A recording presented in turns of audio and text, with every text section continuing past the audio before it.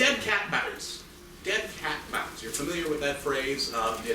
If you are not familiar with it, it refers to when a stock or an index is falling precipitously, stops, hits what appears to be a floor, rises just enough to give the appearance that there is life in it yet, as Beer would have said. But there's not. It's dying. It continues to plummet. That's a phrase that we heard a lot only 6 or 7 years ago during the chaos of the 2008 economic crisis. I was there. I was on the front lines. I was working at Bear Stearns at the time. I had a front row view of what that means. And so what we're interested in is sort of the weirdly poetic jargon that we all became intimately familiar with, whether we wanted to or not, that surrounded that time. I know I'm nostalgic for it. I know you are too. Let's take it back to 2008. Ladies and gentlemen, dead cat bounce. It is deja vu all over again. We've already seen this Groundhog Day movie at least 6 times over and over again in the last year or so. The stock market starts to rally, and the chorus of optimists starts to say that this is the bottom of the economic and financial crisis, and that we are at the beginning of a sustained stock market rally that signals the true end of this bear market. For the foreseeable future, pretty much every time the markets bounce, it'll be a dead cat bounce. 3 months ago, we were looking at a credit market problem. Now, the epicenter is the equity market. Its collapse is a major problem, and it's not going to bounce back.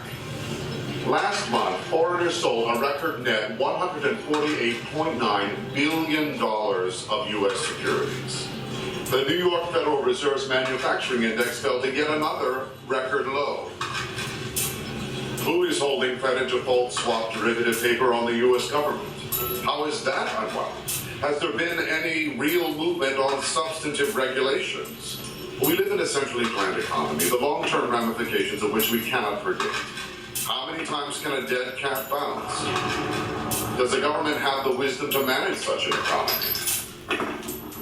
If anything goes wrong, it's going to be an awfully big mess.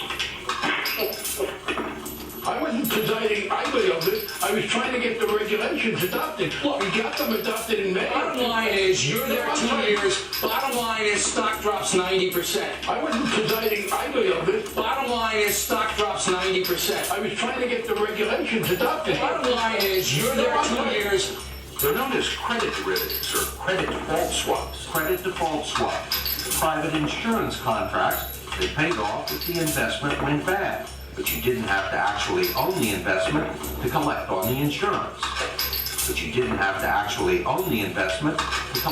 insurance. Congress preempted the states from enforcing existing gambling and bucket shop laws. They knew it was illegal. Or they knew it was prosecutable. They knew it was illegal. Or they knew it was prosecutable. Existing gambling and bucket shop laws. They knew it was illegal. Or they knew it was prosecutable. Bets upon bets. They knew it was illegal.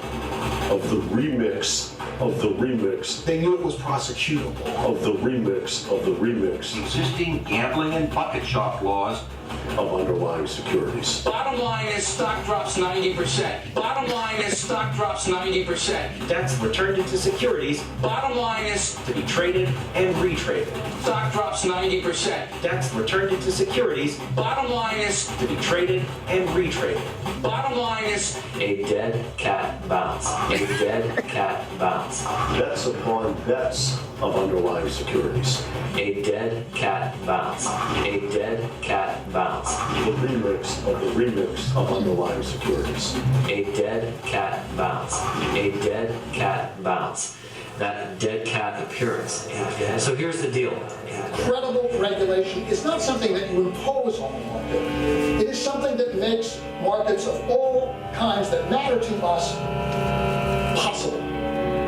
You know very well that you would not get on an aircraft, no matter how much you admire the technical capacity of the Boeing Corporation and the quality of its planes, which are excellent, if you did not believe that the Federal Aviation Administration had an appropriate and effective means of air traffic control.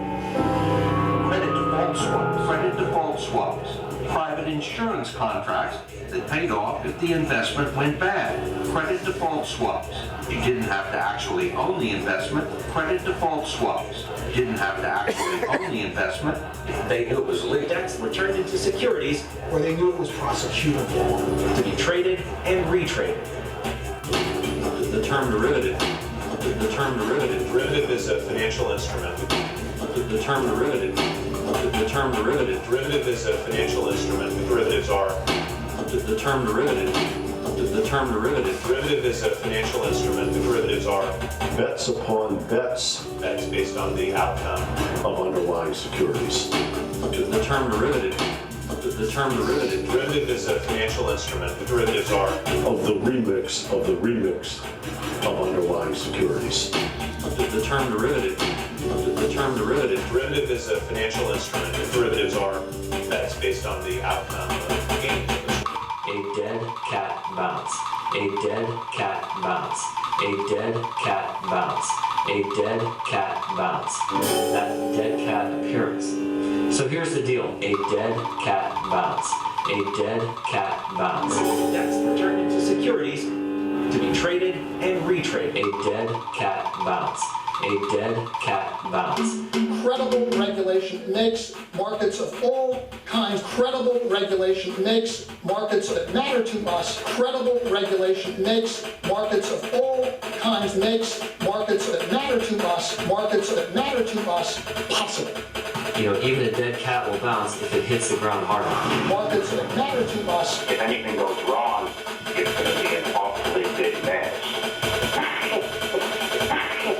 If anything goes wrong, it's going to be an awfully big mess.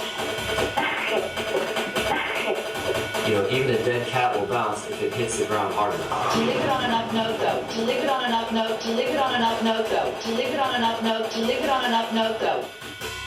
Good evening. This is an extraordinary period for America's economy. Over the past few weeks, many Americans have felt anxiety about their finances and their future. I understand their worry and their frustration. We've seen triple-digit swings in the stock market. Major financial institutions have teetered on the edge of collapse, and some have failed. As uncertainty has grown, many banks have restricted lending. Frozen. Credit markets have frozen. Credit markets have... And families and businesses have found it harder to borrow money. The decline in the housing market set off a domino effect across our economy. When home values declined, borrowers defaulted on their mortgages, and investors holding mortgage-backed securities began to incur serious losses. Before long, these securities became so unreliable that they were not being bought or sold. Once this crisis is resolved, there will be time to update our financial regulatory structures. Our 21st century global economy remains regulated largely by outdated 20th century laws. Earlier this year, Secretary Paulson proposed a blueprint that would modernize our financial regulations. As they do, they must ensure that efforts to regulate Wall Street do not end up hampering our economy's ability to grow. I know that Americans sometimes get discouraged by the tone in Washington. Thank you for listening. And the seemingly endless partisan struggles. May God bless you. Yet history has shown that in times of real trial, thank you for listening, elected officials rise to the occasion. May God bless you. And together we will show the world once again what kind of country America is. A nation that tackles problems head on, where leaders come together to meet great tests, and where people of every background can work hard, develop their talents, and realize their dreams. Thank you for listening. May God bless you.